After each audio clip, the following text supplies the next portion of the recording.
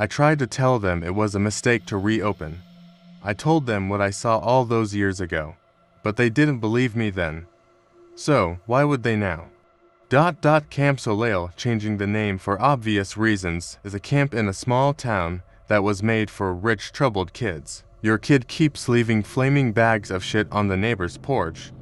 Send them to Camp Soleil where they will make crafts and become little angels. Sounds like bullshit, right? It is. They come to camp and clean commodes and run until they are so miserable they don't feel like being the little devils they were. The camp is very hush-hush, only locals really know about. They get campers through the wealthy and well-connected sharing info with each other. Rarely they will accept locals. That's how I wound up there 11 years ago. My parents never really loved me. They mainly just tolerated me. That is, until I started acting out by throwing bricks through windows and robbing stores when I was 12. My dad grew up with the police chief, which kept me out of juvie, but the chief recommended I go to summer camp. My parents were happy to get rid of me. We were dirt poor, so I can only assume my mom blew the camp director to secure me a spot. I was glad though. I would have done anything to get away from the yelling and fighting that kept me awake most nights. I soon wished I was back home. As soon as the bus stopped, we ran up the trail that stretched on for what had to be a mile while carrying all of our belongings. We stopped and got sorted to cabins, then began washing our dorms and showers with toothbrushes and sponges. At dinner, I made my friends with Devin. His parents were in the entertainment industry, producers or writers or something. He was funny and kind. Devin didn't belong there. His relationship with his parents was similar to mine, except he never really talked to them at all. He was mainly raised by his nanny, Susie, whom he loved like a mother. He only got sent there because his parents wanted to send him to a camp and some of their rich friends recommended this one. I hope they rot in hell for that. Camp was like this most days. Run, clean, cook, eat, sleep, repeat. Saturdays were free though. They pretty much let us do whatever without any observation. Devin and I were like glue, inseparable. We would explore the woods and began to notice strange things. We would hear people talking but never see them. We would find what looked like bones and sticks making ornaments in trees. I know this sounds like cliché horror, but we honestly thought it was other campers playing pranks. Until the night Devin died. We went exploring that Saturday as usual when we heard the voices. We decided we would prank the pranksters this time, the hunters becoming the hunted as Devin put it. So, we followed the voices, which were so faint and whispery that we couldn't make out what they were saying clearly. We reached a clearing and suddenly it seemed as though the voices were all around us. Devin wanted to run. I should have listened to him, but I still hadn't had that bad-ass mentality that Camp Soleil was trying to break inside of me. I thought if it was little rich pricks playing a joke, Devin and I could whip all of their asses. Then the whispers became clearer. They were saying, "Come here, little one, and feed the lost one and break them." There was more, but I can't remember. I was getting pretty freaked out at this point. Then we heard something crashing towards us through the woods. I listened to Devin this time. We ran through the woods, but now the voices were following and getting louder. Their voices, they sounded like my parents, telling me they hated me, that I was a mistake. I was crying. It's things I knew they felt, but they had never told me. Suddenly, I was grabbed and Devin was trying to get me to climb a tree. He was following, but I was slow. I couldn't collect myself enough to climb faster. I was a gutless, blubbering coward. The voices were closing in and Devin told me to keep climbing. He dropped down and ran and hid under a fallen tree. The voices got closer and closer until it all stopped. I sat there for what was probably 30 minutes quietly crying and looking around for what was chasing us. Devin stayed under the tree. As I slowly began to collect myself, I looked around and saw that we were by the lake. It was nearly dark, and the lake was about a 5-minute walk from the cabins. I tried to whisper shout at Devin that we needed to leave. He slowly came out and looked around. I started to climb down the tree when I froze. Devin called a female voice. As Susie, "Is that you?" Devin replied. I tried to tell him to hush and hide, but the voice was growing louder. "Devin, honey, stay where you are. I've come to take you home. They said you were a lost one. I have a home for you." Double quotes, there was something chasing us. I was so scared. "I want to go home," Devin responded through tears. I should have been brave. I should have stopped him, grabbed him and ran. Something, but I was paralyzed by my fear. What came out of the woods was a 7 feet tall, slender, with slimy gray skin in some places, fur in others, and human hair in yet other places. Its limbs were disproportionate and long, one arm ending in a stump, and the other in a large hand with long razor-sharp nails.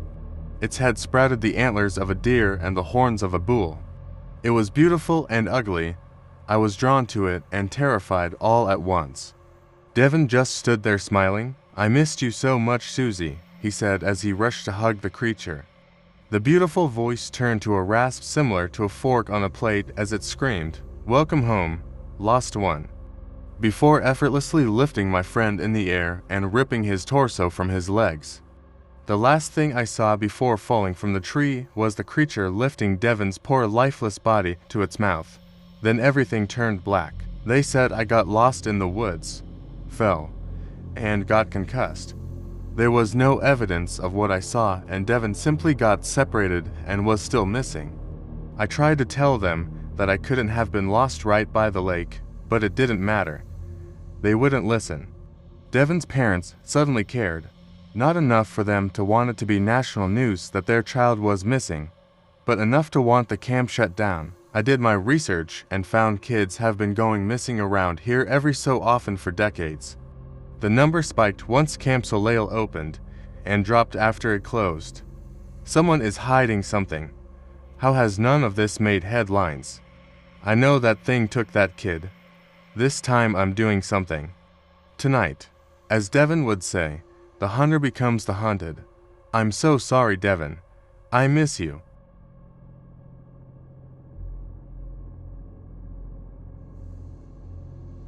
There's a tunnel in my hometown, one that isn't on any map.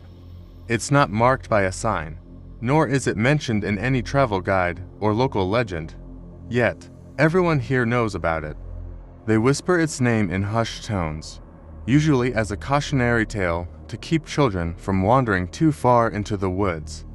But we all know the real reason they don't want anyone to go near it. The tunnel is cursed. It all started with a dare. It always does, doesn't it? My friend Mark was the brave one, or perhaps the foolish one, depending on how you look at it. He boasted that he wasn't afraid of some old tunnel. No curse could scare him. So, on a dreary Friday night, 5 of us set out to prove the tunnel was nothing more than an abandoned relic. The entrance was hidden beneath a thicket of overgrown bushes, barely wide enough for a person to squeeze through. As we crawled in, a chill ran down my spine. The air inside was unnaturally cold, and the sound of our footsteps echoed ominously, as if the tunnel itself was alive and listening. We brought flashlights, but the darkness seemed to swallow the light, making it hard to see more than a few feet ahead. The tunnel stretched on, far longer than any of us expected. We walked for what felt like hours, the walls damp and narrow, closing in on us. "Maybe we should turn back," suggested Lisa, her voice trembling. Mark scoffed and pressed on, the rest of us reluctantly following. As we continued, a strange sensation began to set in, a feeling of disorientation. It was as if the tunnel was shifting, warping reality around us. Then came the whispers. At first, they were faint, almost imperceptible, but soon they grew louder, echoing off the walls, voices overlapping and murmuring incoherent words. We tried to ignore them, but the unease was palpable. Double quotes, "What the hell is that?" Jake whispered, his flashlight beam flickering as if the batteries were dying. None of us answered. We were too scared to speak. Mark stopped abruptly, causing us to bump into each other. Ahead of us, in the dim light, we saw a figure. It was standing still, facing away from us, its silhouette barely visible. "Who's there?" Mark called out, but the figure didn't respond. Instead, it began to move, not away from us, but deeper into the tunnel. Against our better judgment, we followed. It felt like we had no choice, like an invisible force was compelling us forward. The tunnel twisted and turned, defying all logic. We should have reached the end by now, or at least an exit. But there was nothing, just more darkness and those haunting whispers. Eventually, we reached a dead end. Or at least, that's what it looked like. The figure was gone, vanished into thin air. Mark approached the wall, running his hands over the cold, damp surface. "This can't be right," he muttered. "It has to go somewhere." Then, the whispers stopped. The silence was deafening, pressing down on us like a physical weight. Suddenly, the wall in front of us began to crack and crumble, revealing a narrow passage.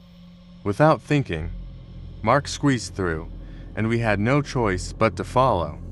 What we saw on the other side defied explanation. It was another tunnel, identical to the one we had just left.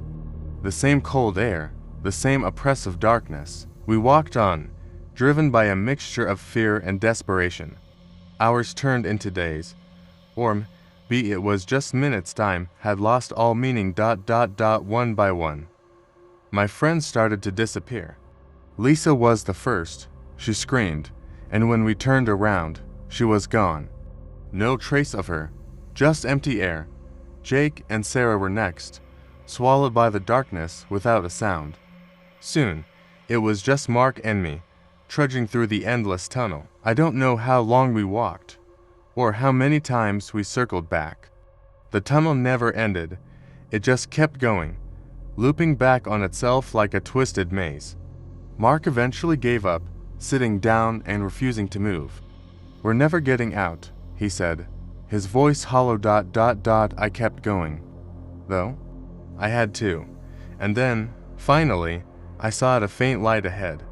I ran towards it, tears streaming down my face. But when I reached the source, I found myself back at the entrance, staring out at the night sky.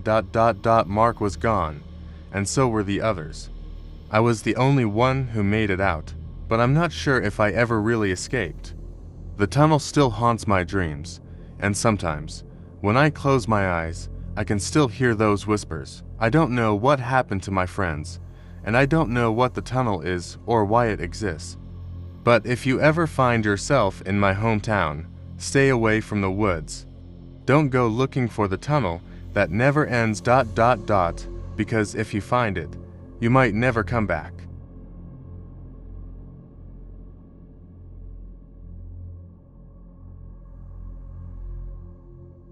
At the edge of the world, there is a tiny island about 4 kilometers south of the Ross Ice Shelf in Antarctica.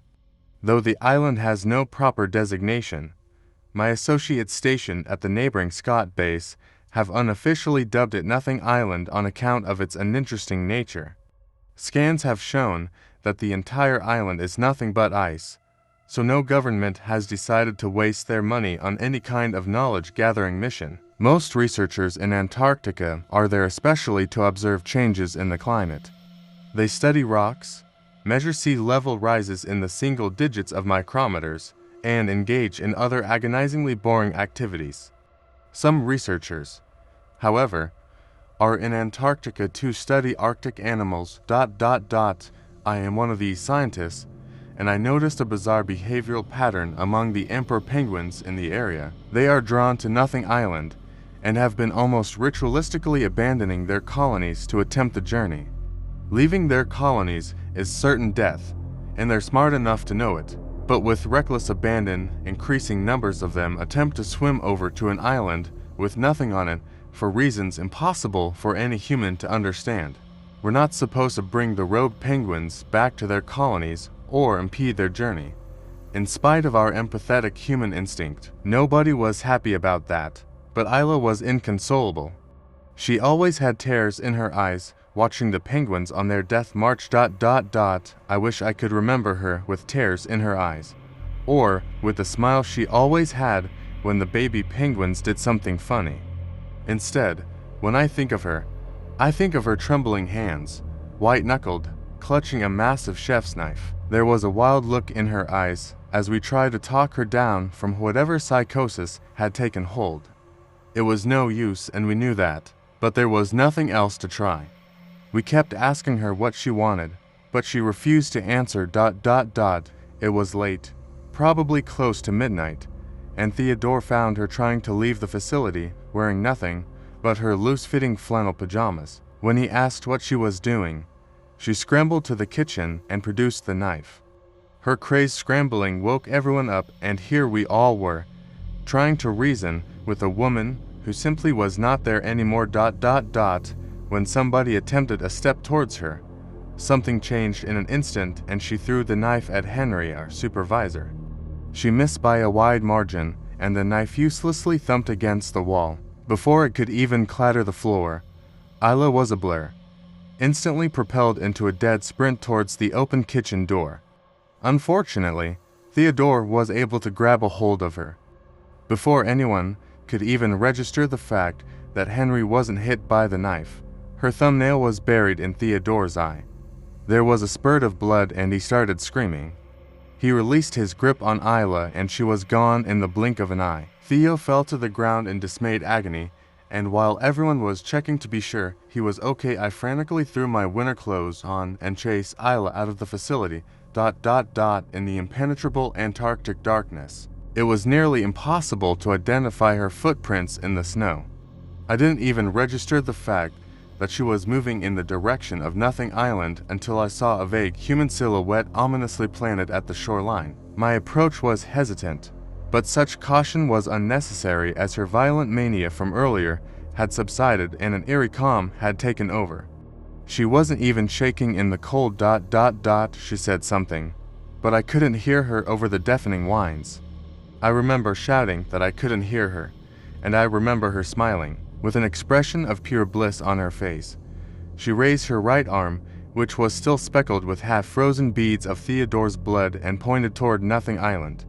I gazed out into the darkness with her, and saw a light so bright it was a wonder nobody ever noticed it before. Isla was still smiling when she took the first step into the frigid waters. I didn't dare make a move to stop her as she took step after effortless step towards the light. I stayed at the shore until I lost sight of her, which was around the time the light burned out as quickly as it appeared. Henry and the others, excluding Theodore, finally found me and brought me back to the base. Isla single quotes S blue.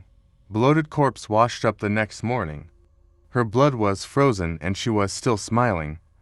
I remember thinking she would never stop. More penguins continued making the journey to Nothing Island until eventually Henry determined that it was finally worth it to plan an excursion. Emperor penguins are a near-threatened species, and it was careless of us to let them commit what essentially amounted to suicide in massive numbers for no reason. The rest of us agreed with his rationale, so him and 3 of his most trusted associates were off. They broadcasted their findings live to the rest of us so that, in the case of hostile wildlife, we could call for backup. As soon as the 4 men sailed roughly a kilometer away from mainland Antarctica, the broadcast completely cut out. I remember a sickly sinking feeling taking hold over me as I processed what was certainly the deaths of 4 coworkers and dear friends. We resolved to contact our higher-ups back home and let them know what was happening if the broadcast didn't return by morning the next day.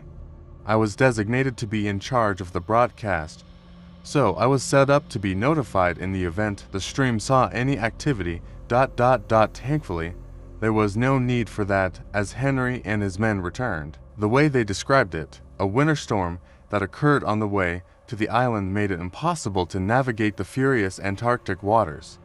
Rather than attempt the rest of the hopeless journey to Nothing Island, Henry made the brave and noble decision to retreat to the relative safety of Scott Base.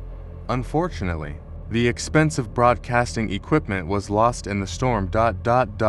Nobody really cared about that. We were mostly relieved that our friends survived. My months-long term at Scott Base was nearing its end, and I was just happy I didn't have to endure a second tragedy before returning home to my family. A couple days before I was slated to leave, I was notified of broadcast activity from the lost equipment. At first, I figured the notification was to let me know that the broadcast completely shut off or the equipment was destroyed or something. When I turned the stream on, I was met with a nearly pitch-black screen.